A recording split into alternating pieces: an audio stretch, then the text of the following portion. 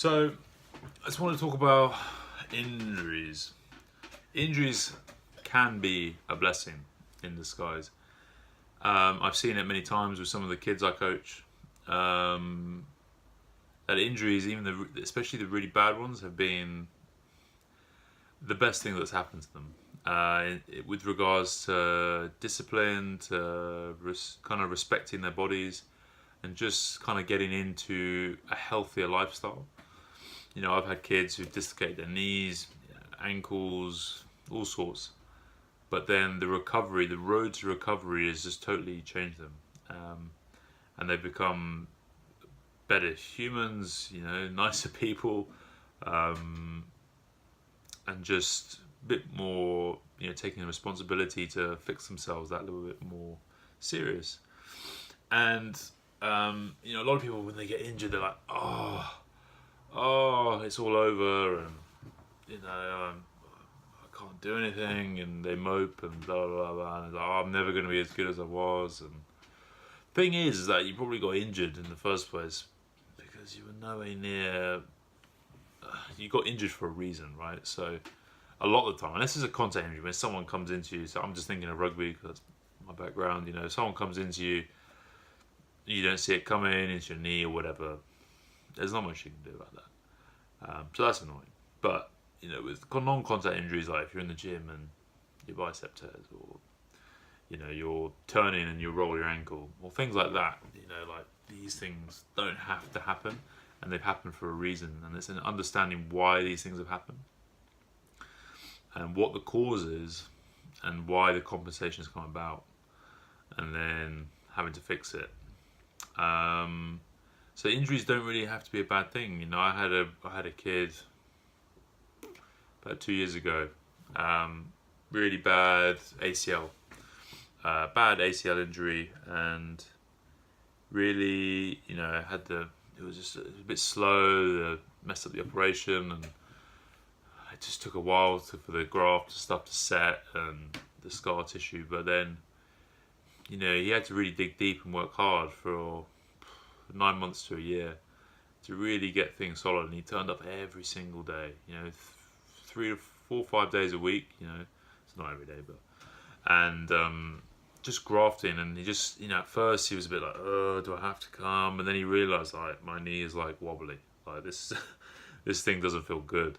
So he had to do something about it. And it's always when you have to do things, you get the best out of people. I think injuries often as well with people, you have an opportunity to make yourself even better than you were before, because obviously where you were wasn't good enough. So with me, when it comes to rehab, it's like, you got injured here, okay, you're now here, but we want to get you. So these were your standards before. This is how high you could jump. This is what you could squat. This is what your reaction time was. Now you're here, but here is where you got injured. So that's no good. We don't want to be there. So we need to be up here at least, minimum, because down there was no good. Your ACL went non-contact. So we've got to try and withstand. And the thing with training, I always think with training, especially for sports people, and I only have a very limited, experience with it, but it's, one of my great mentors, Rob Walsh, was always said, especially for sportsmen, it's all about, when you're in the gym, it's all about preparing for the worst, okay? It's not about like aesthetics, trying to look nice and doing. With athletes, generally, it's all about trying to prepare for the worst situation that could possibly happen. So when someone comes in to me with like an ACL, I was like, okay, show me how it happened. So I'm trying to see where the breaking point was, basically. And they're like, well, I was in this position, I was turned this way, and then a guy cleared me out this way, but my foot stayed down there. Then I know it's like, I've got to recreate that. Progressively, not in day one, week one. But I know at some point he's got to go through that movement again, but be able to come out injury free. And that's where a lot of re-injuries occur in rehab, is because people they never test it, they never find out where the thresholds are during the rehab process. They stay like, people are so scared of injuries, they stay like well under the belt, and they're like, oh, you're doing a really good job, you're doing really well, like, oh, your strength's getting good, and it's like, but you never know, but they never know where the breaking point is, like where things start to crumble and fail. They never know. They never see it, like, and so they don't know, and so they have the fear. Whereas if you know where like your client, you know, is failing point, then you know, right, we're going to do just stay below that. So then gradually we push up that threshold. And so, like, I had a kid recently come in again. What was it? His knee. Yeah, something to do with his knee. Most of the time, I don't even care about their injuries. To be honest, it's more about mechanisms, and I'll talk about that in another video. So, again, had a heavy leg session with his rugby club. They did legs for an hour, just smashing it. Load of concentric placements. So they did banded squats, banded this, whatever, loads of, and fast eccentric work, knackered it. Then he went out and played rugby, and this was his second or third session playing back rugby, and after his knee operation, where they cleaned out and stuff, keyhole, and yeah, and then he played for rugby for a bit, did loads of stuff, change of direction stuff, acceleration, deceleration, doing all the stuff. It was good. He lasted, he was fine. But the next day, and afterwards, the knee started swelling up. And then he saw the physio the next day, an external physio. And the physio went nuts. And was just like, what? This is crazy. You got swelling everywhere, you way too much, blah, blah, blah. And when he was telling me, I was like, that's awesome. Like, this is awesome. You need to know, because he hasn't, in like 6 months, has no idea where he was, where his knee was. Just always been in, okay, you're only allowed 10 degrees of knee flexion, 5 degrees, you know, like 15 degrees of knee, like, you know, I joked after the Christmas holidays, I bet, you know, before Christmas he was only allowed 30 degrees of knee flexion. I said to my colleague, I was like, I bet he's only got like 35 degrees of, after a month he's only been allowed 35 degrees of knee flexion. Actually it was 45, so. But it's like, it's just so like, oh, hold them in. But they don't know. You know, maybe he does need that, but they don't know. They haven't. Maybe he has full range of motion. He did, but they didn't want to do anything about it. They just wanted to follow protocol, follow the protocol all the way through. You know, patient. You know, it doesn't matter. Like, it's not symptomatic. They just follow it. So it really is like, you've got to just follow threshold, and like injuries are a great learning stage for that, and getting people to understand that it's good to test where you are, and that a lot of rehab is so bad, and where a lot of re-injuries occurs because people just don't know where their athletes are in the rehab process. You know, that one kid I was talking about who had the ACL graft and everything else. Again, he was told, okay, you can play rugby, and I was like, what? I was like, you haven't even run properly yet. You haven't even done any endurance work. You haven't done any conditioning work properly. Have you done, you know, like, have you trained for a good like 90 minutes, 80 minutes of a game? No. Have you done any like pre-exhaustion work and then going into it? No. Have you done any reactivity work? Not really. We've done like jumping and stuff, but nothing like crazy, hectic. Any competition work? No. So I was like, right, let's go out and test. And the guy was like, okay. He lasted 3 minutes and then he fell over because his knee just gave way because he was so tired. I think, no, it wasn't 3 minutes. I was exaggerating. It was about 15 minutes. I was like, right, so you're probably good to play for maybe like 10 minutes at the moment. And the team doesn't need that at the moment.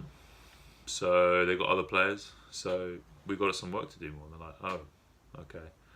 So it's all about, again, and he was like, right, I'm not ready for rugby yet. I was like, yeah, you're not. Like, you're a mess.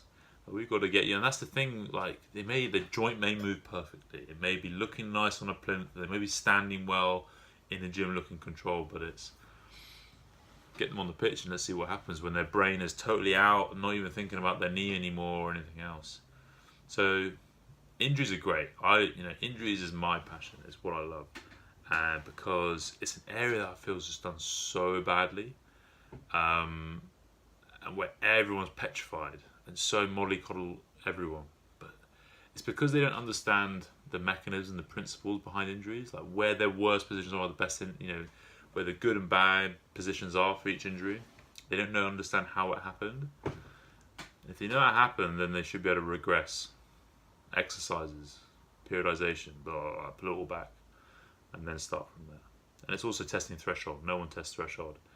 You know, like, you may have an ACL person, all right, you're off for a year, but if they come to you and they're passing the test, they're going through the progressions, like, yeah. Wow, okay, so you know, you're able to do all this stuff on like one leg, on balance ball, whatever, after 4 months, you're looking really good. I don't think this is going to take 12 months, but everyone follows protocols. Protocol. Because it's safe. But it often makes people psychologically a lot weaker as well. Massively, I feel. Because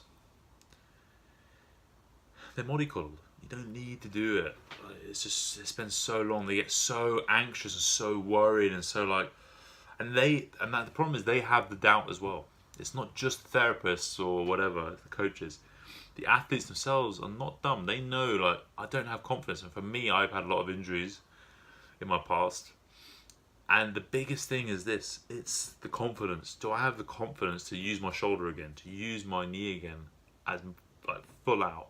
And if they never test it full out in a match like competition environment, they will never know.